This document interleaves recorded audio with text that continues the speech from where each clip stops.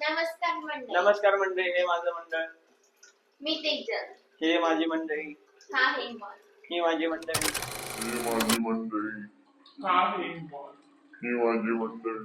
Basically लग्न झाल्यावरती बायको स्वयंपाक करत असते. आमचं लग्न झाल्यावर मला स्वयंपाक येत होता, यायला येत नव्हतं, मी शिकवलंय पूर्ण. आम्ही दोघं पण मिळून स्वयंपाक करत असतो. पण शिकवलं मी हिला. काही पण ते कशाला दाखवायचं होतं तुला? दाखवत नाही तुला. नाकलीचं कांदा आहे तू. छोटा काय सापडत नाहीये. तुला काहीच सापडत नसतं. स्वयंपाक करायचं सोडून नुसते आदळापट करायला कुणी जर असेल तर ती म्हणजे माझी बायको.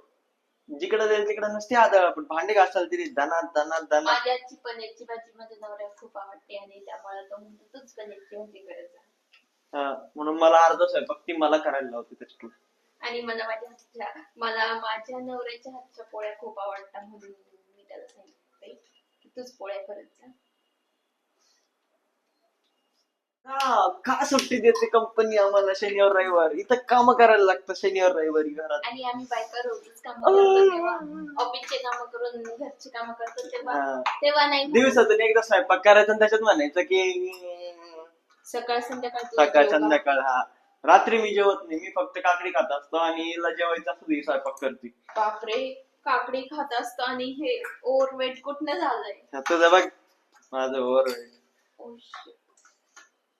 हा कर उलटे काम सगळे. हे असं तेच, हे चालू चालू तेल सांडवणार, पाणी सांडवणार, इकडं धडण धडण धडण भांडे आदळणार.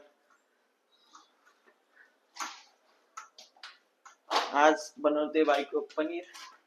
माझ्या हातचं पनीर माझ्या नवऱ्याला खूप आवडतं. काय आता समजून घ्या, समजून घ्या मंडळी. खरं बोलायचं, आवडून घ्यावं लागतं, असं पण होऊ शकत असतं. अरे देवाला घाबर थोडस तरी, जास्त नाही. फायनली मी पीठ मळून दिलेलं आहे मस्त. मी पनीरचा मसाला आधीच काढून घेतला होता. आता शॉपिंगचं काय द्यायचं? ग्रेव्ही करायची. शॉपिंग काय संपलंय शॉपिंग. झालंय का? I am a smart boy.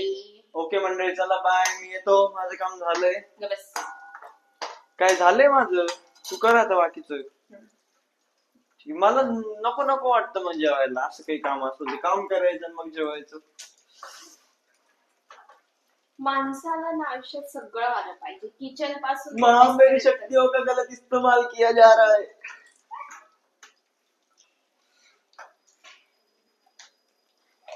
तसं हे मध्ये सगळं येतं आणि छान पण बनतं. भाकरी बनवता येत नाही तिला, अशा नकाशी तडामडा गेलेल्या भाकरी बनवते ना, पण तुझ्यासाठी प्रेमाने, माझ्या छोट्या छोट्या हाताने. मीच खाऊ घालतो भाकरी तुला. मला भाकरी करायचं, मला जेव्हा भाकरी खायची असेल, मी जेव्हा बोललो ना त्याला हा ठीक आहे मी भाजी बनवते, मग तू भाकर बनवून घे. आणि प्रेम हाताने, हे प्रेम होतो जाणार आहे आणि नेहमीच होतो जात असत. माझ्यासाठी गाणं म्हणणं छान.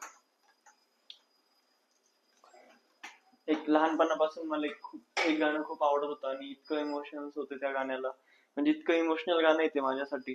आणि बायको नावाचा प्राणी आल्यापासून मला ते खूप रिलेटेबल वाटायला लागलं. असं कोणतं?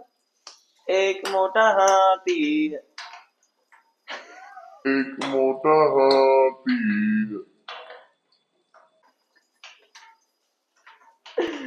नाने चला,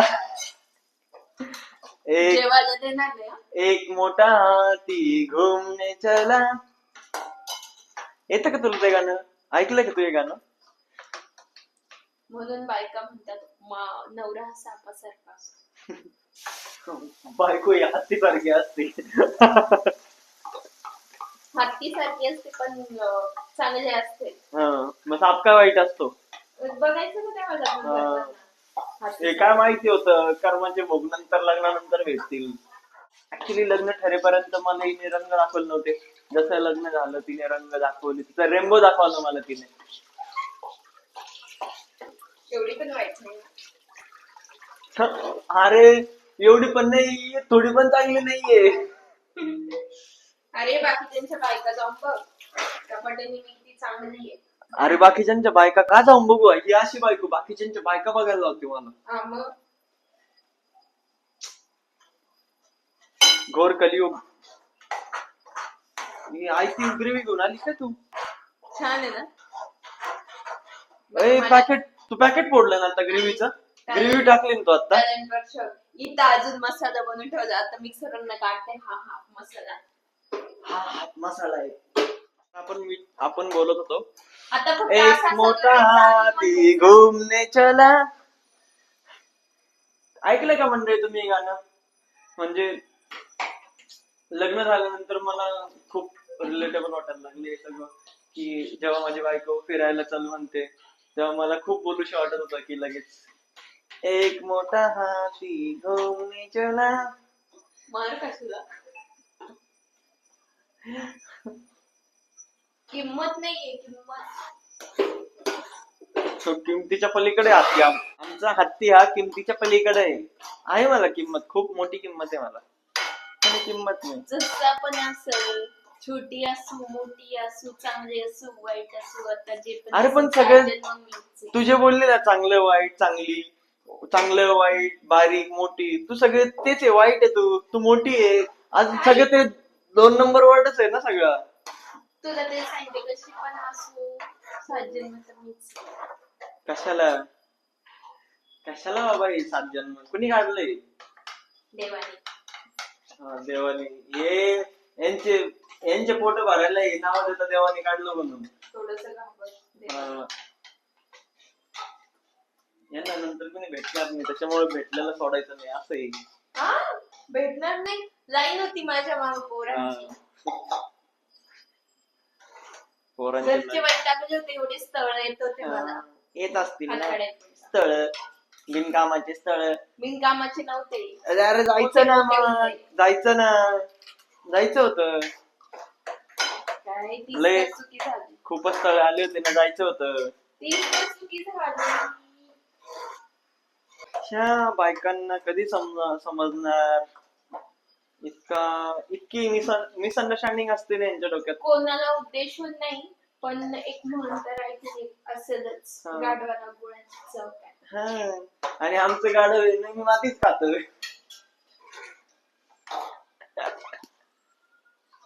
पण मी नाव नव्हतं घेतलं कोणाचं. पण आमच्या गावाकडे गाढव आहे, ते मातीच खात असतं. मी पण बोलतोय कोणाला न उद्देशून. गावाकडे हो, आमच्या गावाकडे एक गाढव आहे, ते नुसतं मातीच खातं, गोळ खातच नाही कधी.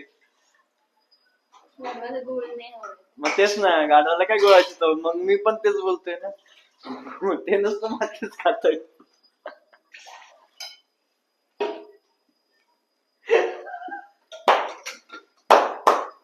एकदा शेवभाजी बनवली, ती कशी झाली ती सांग सगळ्यांना एकदा. आणि देवाला घाबरून बोला, देवाला घाबर आणि खरं खरं बोल.